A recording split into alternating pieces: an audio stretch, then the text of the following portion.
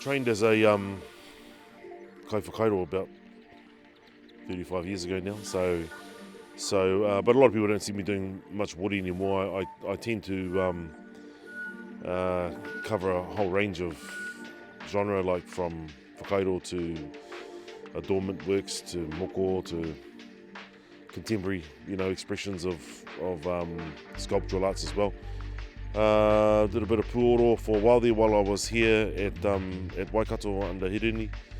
I do a whole lot of things, so I suppose I find being locked into genres more problematic than anything. So I think you'll find most people that are here will have one or two strengths, and then they'll quite easily move those across the boundaries or outside of their customary context and move into other things. So I've spent a lot of time moving across those borders because I see the value in arts as being a really strong tool, one for decol work, and two for cultural recovery.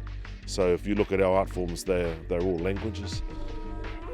They all play a fundamental role in the transmission of our knowledge systems and our identity. Sometimes it's problematic talking about art. It's actually makes more sense expressing it, because in our world, the artistic product, or what we call art now, was actually just a normal product of our living. It's all about our interrelationship with our environment. So you can go, it doesn't make any sense to me, and I don't really have any stomach for it, travelling overseas and just doing the tourist thing doesn't make any sense to me. So when you stay with people and you live their life with them, it helps fill and backfill, I suppose, in many ways, what our tupuna, how they lived.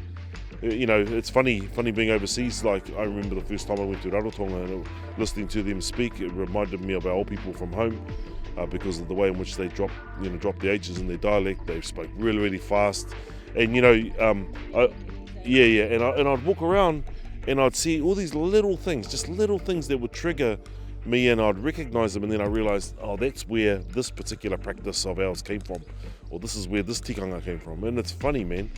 So it's in many ways, it's like stepping back through doorways. They're doorways. People are doorways. Their materials are doorways. Their practices doorways. The reo is a doorway. Listening to them talk about their old people are doorways. They're all doorways through time. And it's not just about going backwards too, it's about projecting forwards, because it allows us as dream weavers, as sages, as our job is to be activists and protagonists, and to propose alternatives to our present reality, because most of our present reality is sculpted by the West. And so in many ways, we're charged with the responsibility of purging our present reality from the stuff that we don't need, the stuff that doesn't serve us anymore. And so that's why I believe in this covenant. One of the things that we should be making sure is that half of our crew are young ones.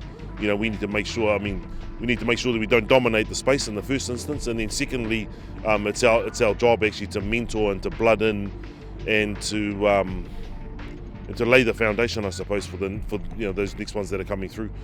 I remember 30 years ago when I first started my practice, we didn't even have half the art forms that we got now. We've spent the last 30 years reviving them, building an economy around them so that people can actually continue to do them as a normal part of their practice, not as a hobby or as something secondary. But and that's always the problem, I suppose, in scale.